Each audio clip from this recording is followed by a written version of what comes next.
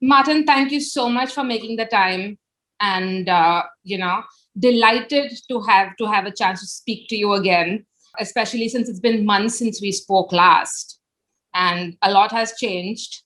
Just to kick off, when we spoke last, of course, we talked about people snacking more. We've all become professional snackers, right? And that kind of sort of everything from binge snacking to more mindful eating. How has that demand, that momentum in consumption changed now that restrictions have lifted, lockdowns have lifted? So what's happening now? Well, I think now we are entering in the new normal, no, and everything is. I mean, you are saying the lockdown have been away and the situation is improving.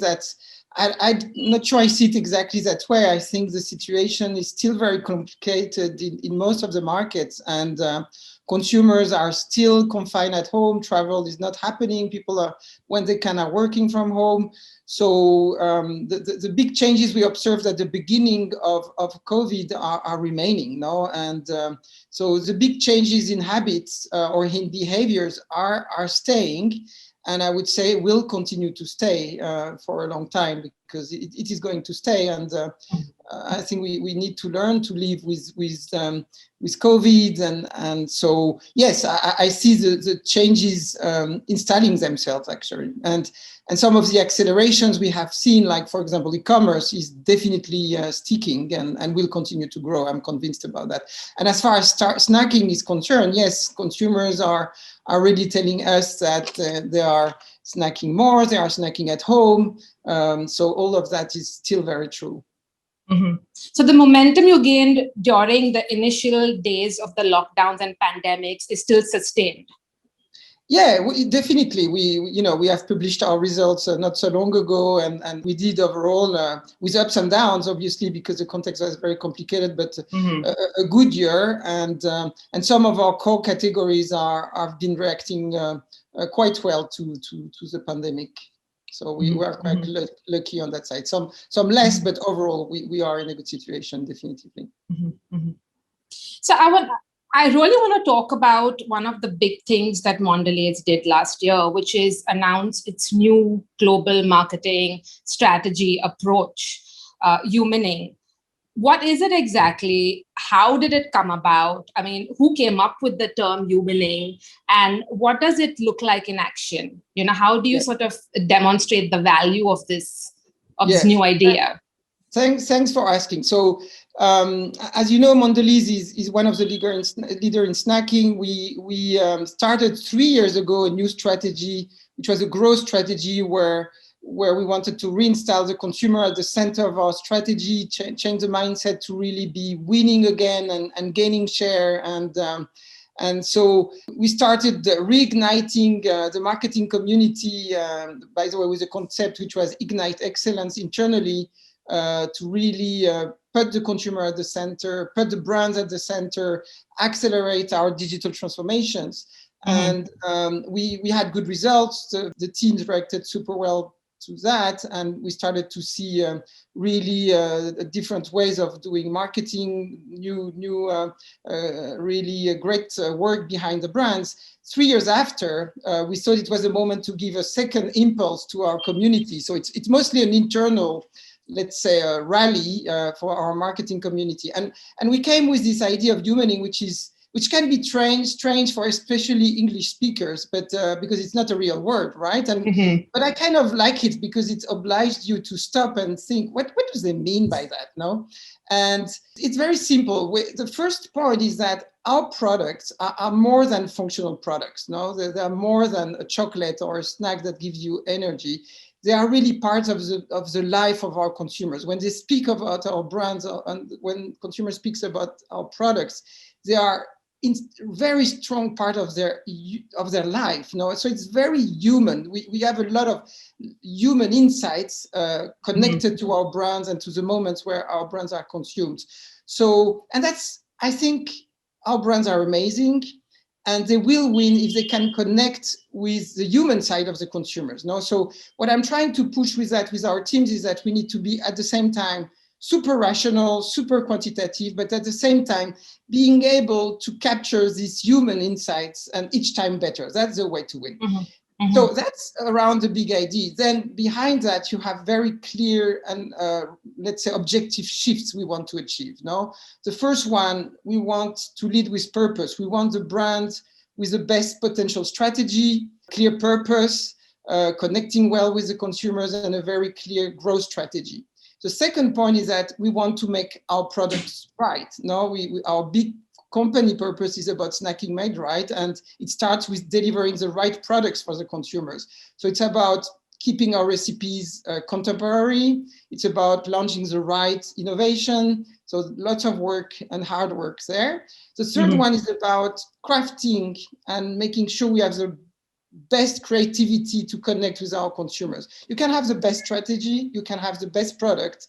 If you don't bring it to life in an exciting way to the consumers, I mean, you will not get the same results. No, so lots of work about on creative excellence, especially in the digital world. No, and the last piece is about humanized data. Data each time more important.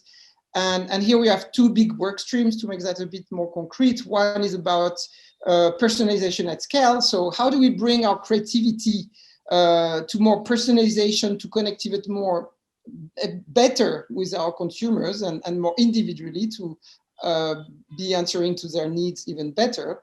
And the second part of humanizing data is about accelerating the transformation of our insights and analytics function, about really from the data getting the best consumer insights. Sorry, I was very long, but I wanted no, to... that's, I'm glad you explained that, because I mean, people are a little confused about what humaning is when you first announced it, right? And there was quite a bit of pushback from the industry, and there were people mocking areas, and mostly, but frankly, when you explain it, and I hope I did a good job, it's really an internal rally and with very clear shifts. And I'm not here to give any lessons to the marketing community. I'm here to drive my community to the next level and making sure each time we do a better job for our consumers. But do you on some level perhaps feel that marketers are perhaps not too open to new ideas and are a bit too cynical at this point? Do you feel marketers, that? I would not generalize. I think you have a certain population of marketers maybe. But if I look at our own community at Mondelez, we are embracing that very well. And I think, putting the consumer at the center, trying to really find that right balance between being super rational, pragmatic on numbers, and at the same time, finding the right emotional insights and the right craft to deliver the best products and messages to our consumers. That's very simple and very concrete, no? I agree with you on that. So the last time we spoke, you said something very interesting, which is you are a big believer in big global ideas with local activations, local first, but not local only. How has that played out in the past few months since we spoke? Just how has that belief become stronger? We have many great examples, and thanks for bringing it again. And it can apply to big global brands, but I would say also on some more local brands, no? And in global brands, we have a brand like Oreo, which is still doing very well. We had an outstanding year in 2020, 2021 started very well. And the global platform of the brand is extremely clear, extremely simple. It's this black and white cookie, which is super playful. And through playing, people are connecting together. And this simple idea is really leveraged locally and adapted locally to connect with the consumers locally. And it was so exciting to see during the COVID moment how the different teams in the different countries have been really being super creative in bringing it to life.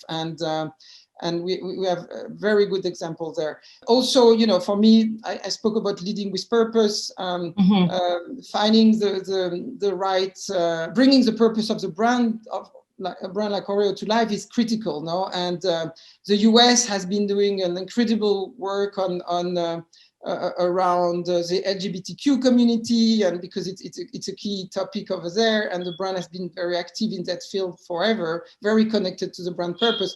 In India, the team is working around an idea which is disconnect to connect, which is how can parents play with their children, and you are with your phone and maybe you don't give all the required time to your child. So how do you find through play this time to build your connection with your children? So that's a good example. Now you see very different markets, but at the end of the day, the local adaptation of the purpose, I think it's amazing. And we have other examples with brands like Cadbury, with Generosity. The Indian team is doing incredible things, really rooted in the Indian society. I don't know if you have seen that campaign activating small stores at the time of Diwali. I did. which was AI powered, right? Yes, in a sense. Yes. Yeah. So that's a very good example. How do we take a big global idea, but we really drive it locally? On local brands, we have also, global frames that local teams are leveraging and stealing with pride and adapting to their own markets. So speaking about technology like AI, what do you think, what's the next big thing coming down the line in terms of technology, and how will that change, how you see marketing in the future? Yeah. So we continue to see an increase of digital media over the total media investments, and it's growing fast. And I think linked to that, there are many things which are accelerating. Now, the first thing is, I spoke a little bit about it, is personalization. I mean, digital is allowing us to be more clear about our target audience and an invitation to adapt our messaging to the different audiences. And I think with two good objectives. Yes, one is to answer better the consumer needs, and at the same time, for us, it's an improvement of our ROI. And also, personalization at scale is really very important for us. Then, to deliver personalization at scale, you need to change the way you work, and you need to put media agencies with the data and the creative agencies all together, and you need to rethink totally the way you produce your assets. Now, so in terms of technology, we are working very hard in upgrading and simplifying our capabilities for production, and I think also connecting all the connection, all the points of communications with our consumers. You have TV, you have digital media, you have websites, and making sure we have a seamless experience for the consumer along the way. So that's quite a big transformation. And the last point I would say, obviously, is e-commerce integration. Historically, probably e-commerce was managed a bit separately, and we are really trying to integrate that in the full consumer journey from a marketing point of view. And that's kind of a big change, no? And there you have, the regular channels, but also you have new trends like social commerce, which is booming, direct to consumers. So lots of things happening in that field. Quite exciting, actually. The personalization at scale, of course, means that you're gathering a lot of information on your customers, and with technology and the internet becoming all pervasive, naturally consumer privacy is just going to become a bigger and bigger issue. Yeah. How are you preparing yourself? How are you preparing Mondelez brands to address the concerns that are only going to become greater, quite frankly? Yeah. So we that's definitely a topic we take extremely seriously. We want to be consumer first, no? So we absolutely need to be transparent to our consumers and really answering their right and will for privacy. So definitively very serious about that.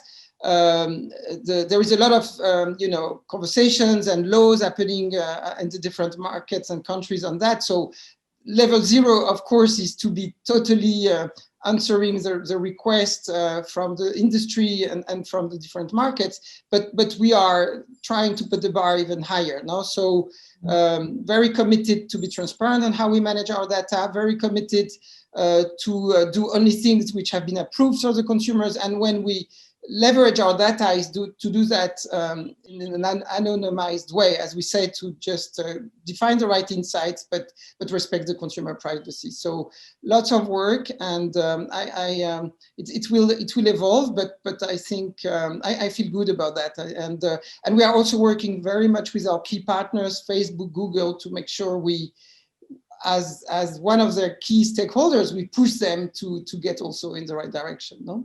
Mm-hmm. Mm-hmm. Speaking of Facebook and Google and the big tech companies, and so a lot of global marketers over the past few years have expressed their misgivings about digital media and the efficacy of digital media, issues like brand safety and return on investment, and there have been huge concerns, and people have aired these concerns. Do you see the space as less murky now? And whose job is it to clean it up? So yes, and I think we had quite a different journey on our side. Now, I think probably the companies you are mentioning started maybe a bit faster and embraced, lots of platforms and increased their investment maybe faster than we did. We were always very cautious and rational in our journey to increase our investments in digital as we were showing the impact and really drive our decisions through ROI. So very rational again. So we are really accelerating, but what we have been doing also is to make sure we focus on a few partners where we can really work with them on ROI, on quality of execution, and on brand safety. No, so I think some had to adjust because it probably went too fast. We did that in a more cautious way. And now we are focusing on a few partners, working hand in hand in real partnerships to define our journey with them, and working on return on investment, working on creative effectiveness, working on how do we increase conversion for commerce, as we mentioned before, and obviously being super committed to brand safety. Now that's a key element for us, and we are probably not the most vocal company about that, but behind the scenes working hard with our partners. Fair enough. Martin, last time we spoke, you said in tough times, companies need to invest more in brands. You spoke about accelerating marketing investments and being offensive in the right sense of the word, especially in difficult times. How did that strategy, how did that approach help your brands and the bottom line? So we walk the talk. So what I told you is totally true, and we increased our investment in 2020 significantly in the second half of the year, once the heart of the COVID crisis passed, let's say, and we are very proud and happy with the results. Now we gained share of market. And overall, we have been able to deliver our profitability ambition. So, our key brands are growing. They are getting share. They are getting stronger, and I am really. We see our ROI increasing. We see not only our investments increasing, but also the quality of our execution behind those investments increasing. So. We are really in a great journey and willing to accelerate in 21. And I think India has been a great example for us now, because it's the country, and obviously our company has been hit by COVID, but we were able to end the year even stronger than we started. So kudos to the team, and I think that's one market where this positive aggressivity is so visible. Mm-hmm, mm-hmm. And there's been some great work, as you mentioned earlier also. Yeah. And that's good to say, because you can have, again, a lot of money, but for me, quality of execution behind that investment is critical. And that's what makes our job so exciting. No? Mm-hmm, mm-hmm. Absolutely. How do you see the well-being food category evolving over the next year or so? Because we see people are more, of course, conscious about their health. I mean, thanks to the pandemic to some degree. But what are you doing on some Mondelez brands? I mean, is there something in the pipeline in terms of innovations? Is that a key focus area going forward? Yeah, I mean, well-being is obviously a critical consumer trend, and it has been confirmed and sometimes accelerated through the pandemic. So obviously, this is a key area of focus for us, and we work a lot, and we have a clear strategy. I think one key area first, before speaking about innovation, is what I call renovation. Now, making sure we constantly improve our key products, making them contemporary. We are working on the quality of our ingredients, the sourcing of our ingredients, and these are topics which are very important. No? So for example, in chocolate, we have a huge program around cocoa and the sourcing of our cocoa with a program like Cocoa Life, very important for consumer.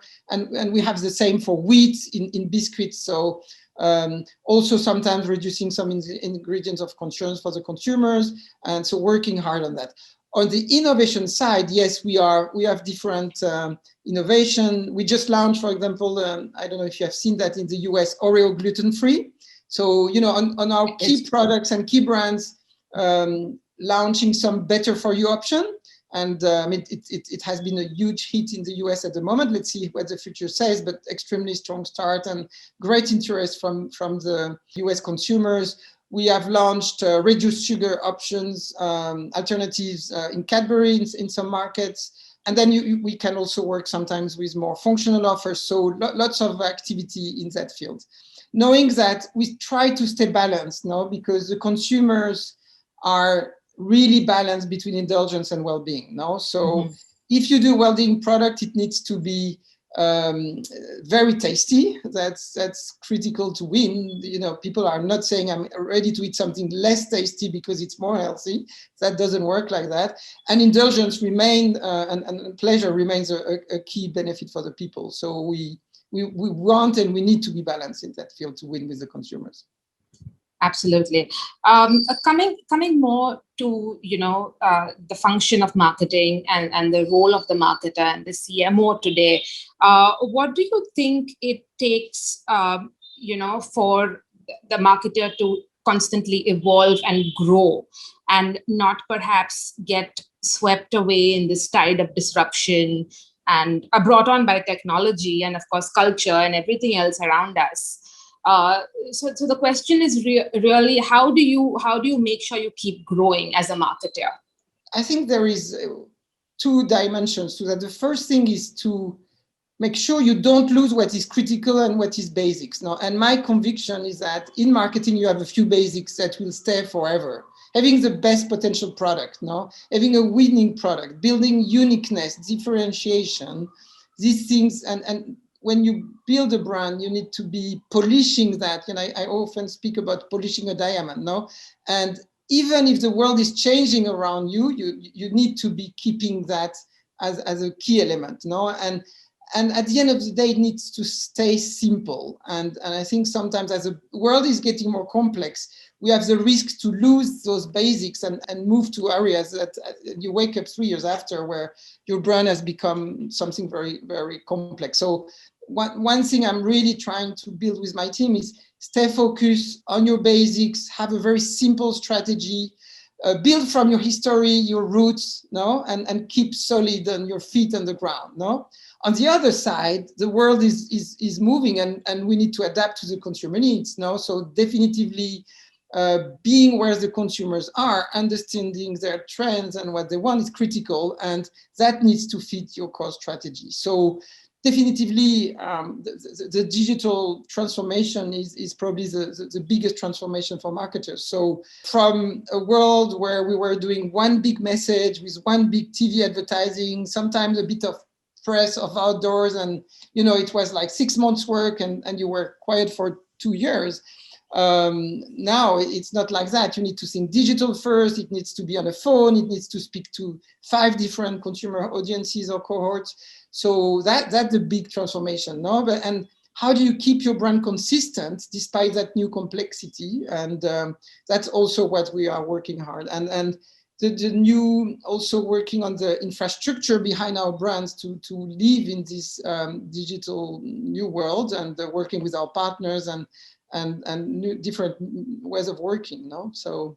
And True, obviously, true. e-commerce and there are quite a lot of changes in terms of channels at the moment. Mm-hmm. No, bigger shopping trips, more e-commerce. So we need, the marketers need to integrate that very seriously in their strategies. And one of the things consumers want now is for the brands they use to have a point of view on things that matter to them, right?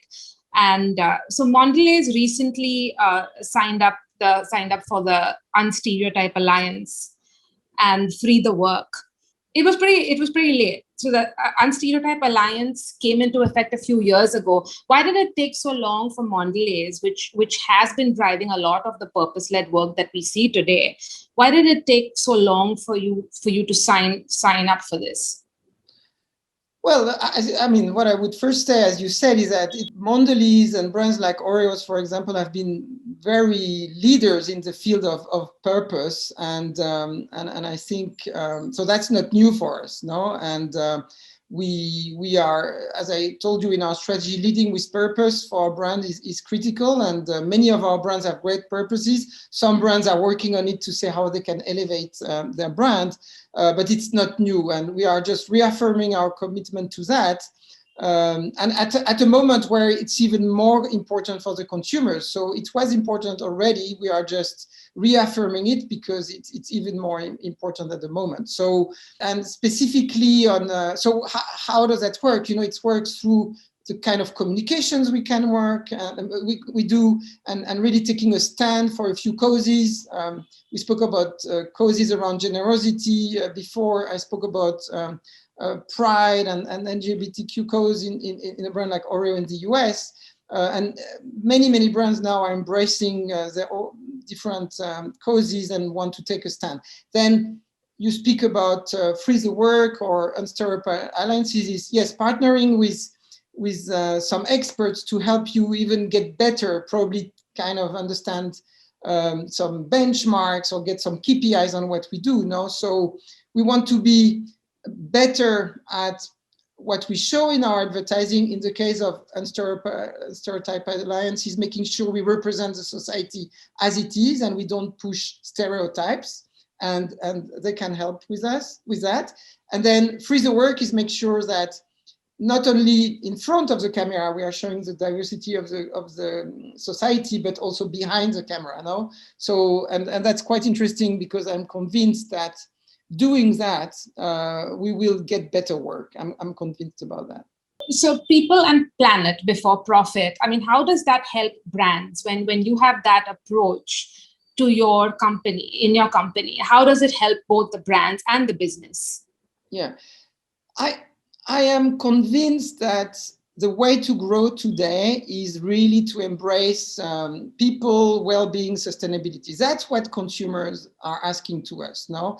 And sometimes, the first approach is to see, oh my God, that's something we need to do, or that's something that's a risk for us. We don't see it like that at Mondelez. We embrace it because we believe it's necessary, yes, but also it's a huge opportunity for growth. And it's just about answering the consumer needs, no? And we have lots of very good programs on sustainability, and I spoke about cocoa, about wheat, and we have a lot of work happening on packaging. And actually, this has not started recently. We do that since years, no? But for marketers, the point is, who knows about it? How do we make the consumers aware of the great work we do, and how we connect our brand positioning with these activities? No, so the work we are doing now is really leveraging this, making those actions more famous, so that we can strengthen our brands and make our consumer more aware about it. So that for me is a key point. Is I think we are doing a lot of things. Maybe we don't speak enough about them so that the consumers can really understand what is behind our brands. And I really see it as an amazing source of growth. And yes, it's very linked to leading with purpose, definitively. But very importantly, that's typically an area where you need first to do, and then you can speak about it. No, and I'm very rigorous about that. We speak when we have things to tell. No, and we need to be careful with that. And the good news, we have plenty of good things to say, and frankly, we are proud of what we do. Acts before ads. Exactly. Martin, on a personal note, I remember when we spoke last, you spoke of your experience of the lockdown and spending time with family and, taking time off screens to, just walk in the park, or, as you said, talk about silly things with friends and family. What have been some of the big personal lessons for you that have come out of this time last year and this pandemic and this collective experience? I think the first learning is it can work. Working remote can work, and I think we surprised ourselves now. And I am super thankful and proud of all of our teams across the world. The reactivity and hard work in such a context has been amazing, and the commitment to the brand and to the company. And we are winning thanks to our teams around the world now. And so it can work. Then yes, sometimes but you need to define your limits because it's blurring between office and home much more than when you take your car and you go to the office, or you take the metro to go to the office. So that I think some people are doing mock runs, right? Pretending to take the car to office or the subway just to sort of help themselves. Personally, I try to organize really a space to work, to feel to make this difference between work and home. And but I think it's important to be keeping the personal touch on all of that. So really having these more personal moments with the teams to make sure we stop and have that quality moment. Now, this moment that you had at the coffee machine before, you need to create it and recreate it. That's quite important, no? But actually, it has worked quite well. I think in a way, the video moments when you are in one by one are creating some kind of intimacy too. So it has been working quite well. And just if I may, on a more personal touch, I had a baby during COVID. So and I have to say, for me not to have to travel during that time and really enjoy this incredible moment was kind of a bless, I have to say. So it was tough, but some benefits on some aspects. So are you more sleep deprived now? Yes, exactly. I have some help, so but I can't complain.